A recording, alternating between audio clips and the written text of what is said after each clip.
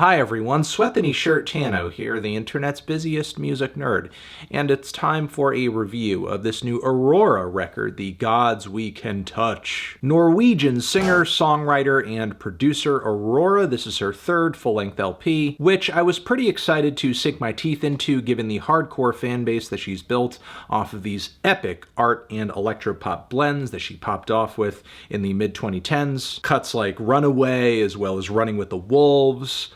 A lot of running. Her debut full-length in 2016 was a relatively solid release. Didn't do too much for me then, which is still the case now. Mostly because it felt as if it was borrowing from some of my favorite European art pop acts of all time, but then watering that sound down for a millennial pop audience who might be too weirded out listening to a Bjork or a The Knife record. I mean, none of the music on this record is awful, but just really middlebrow, with a boatload of movie trailer-sized production attached to it to make it all feel weightier than it actually is. Now, it's important to remember that AURORA kicked off her music career at a very young age and popped off just as she was transitioning into her 20s, and now on this third LP here, she's still, creating at a relatively young age. But still, she's pretty established at this point in her career, and you would think that there'd be some kind of notable evolution or progression to take in on this latest release, but it's as if AURORA's experience isn't really compounding creatively in comparison with her past work, which also didn't really push things all that far artistically. This record just feels like the sound of stagnation. Keep in mind, the place AURORA is hanging in is more or less fine. As far as pop music goes, there's way more vapid stuff out there, and as far as art pop goes, there's way more pretentious and unlistenable stuff out there. Still, it does get kind of tiresome playing through this record and hearing so many bland and middle-of-the-road cuts. The first full track on this thing, Everything Matters, is an orchestrated and elegant piece of art pop with building vocal layers and folk guitars and kind of lazy backing beats, some nightmarish deep vocal pitch hits here and there a la Billie Eilish. All the instrumentation sounds so light and soft and subtle and fragile, but by that same token, the pacing and the songwriting comes off really regimented and straightforward to the point where there's not really a whole lot of creativity going into it. Just feels very formulaic and measured and a little bit sterile too, which is especially problematic during the smoother cuts and ballads on this thing, where you really hope to hear something kind of organic or emotionally potent, but instead these tracks more or less make poor attempts at trying to sound enchanting, like the very washed out Exhale Inhale, which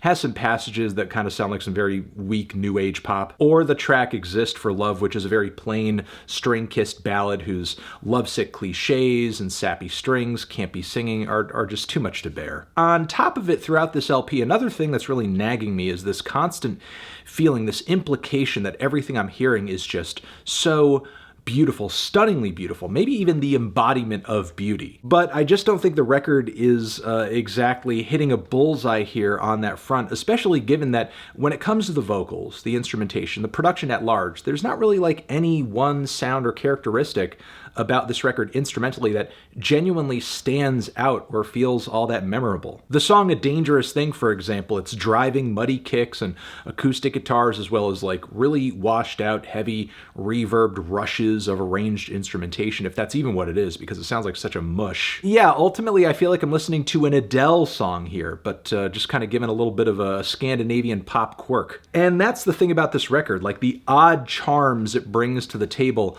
mostly feel like window dressing, or they run really thin, or they're coming a little too late, or they just come off as tacked on, like the really huge drum circle finish right at the very end of the song The Innocent, or the intro to Blood in the Wine, which honest to God, sounds like a spaghetti western soundtrack intro for some reason. Aesthetically, it doesn't match at all with the pop song to follow, which sounds like a match made in heaven for an over-budget perfume commercial. Sadly, despite all of this record's rage, there's still something so common about all of it. Giving Into the Love, for example, is a pretty standard modern electropop cut and more or less just feels a few shades away from being a Church's song. And that's not the only moment on the LP that comes off as derivative, but there were a few highlights that stuck with me a bit. Cure for Me, for example, is a really great moody piece of dance pop with some quick, simple, infectious keyboard licks and grooves. The song hits hard and scratches that pop itch while still presenting as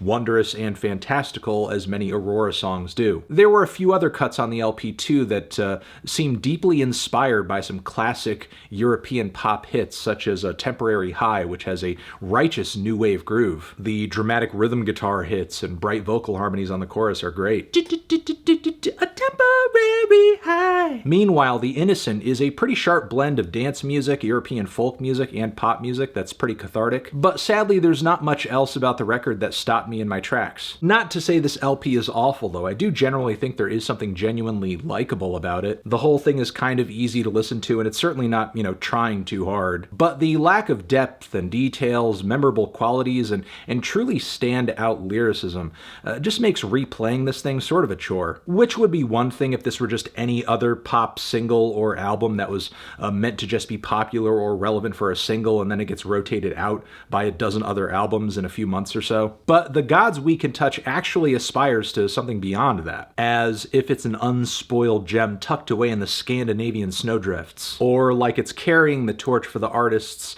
it's so obviously inspired by, but by that same token, it seems completely unwilling to take any of the risks that they did for their music to be so significant in the first place.